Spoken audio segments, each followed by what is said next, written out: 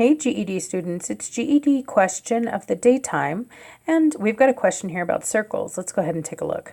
It says a circle has a radius of 11.2 inches. What is the diameter of the circle?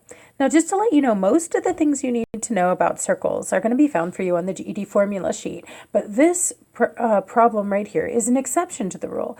You should actually know the relationship between the radius and the diameter of a circle, and that's just something you need to know for the test, okay? So it won't be in the formula sheet. It's got to be in your head. So let's take a look here. Now, this is a simpler problem than most of what will be on the test, but this skill could be inside of another problem. So I need to make sure we know the relationship between a radius and a diameter before we start. So first of all, let's draw ourselves a circle. So a circle has a center, a point that's equidistant, we call it, or equal distance from anywhere on the outside of the circle. That's the center of a circle. And when you go from the center to the outside of a circle, that measurement, that dimension is known as a radius.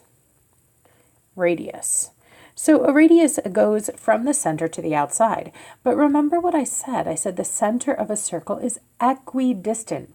That means equal distance from anywhere on the outside. So I could also draw a radius right here. From the center of the circle out this way, this would be another radius right here. So I just drew two different radiuses, or we call them radii actually, on this circle. Now I could draw lots of them. You know, I could draw one here, here, here, but I won't because I'm trying to make a point. So let me erase those. Okay, so a radius basically goes halfway across the circle, if you think of it that way, from the center to the outside. Now what, on the other hand, is a diameter? Well, a diameter is almost the same, except for a diameter goes from one side of the circle to the other through the center. So based on this little diagram we just did, it's easy enough to see, well, maybe it's not easy enough to see because my picture is too small, but that two radiuses make up one whole long diameter. So if I tell you that my circle has a radius of 11.2 inches, well, it'd be 11.2 inches there, it'd be 11.2 inches there. My diameter would be two of those, or 11.2 times 2. 22.4 inches. Of course, another way you could do that, I hope you guys know multiplication is the same as repeated addition. You could just add up those two radii and you'd get that same thing, 22.4.